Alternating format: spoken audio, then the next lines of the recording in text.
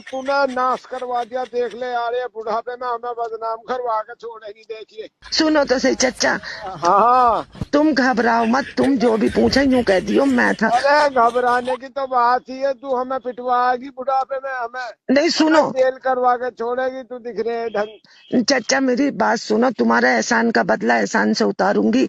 जब अरे तुम, हमें 50 साल हो गई यार रहते रहते, हमें तो आज तक तकलीफ ना आई। इस औरत ने हमारा जन्म दुखी कर दिया भाई। अरे तेरी ऐसा, सुनूं मैं आज।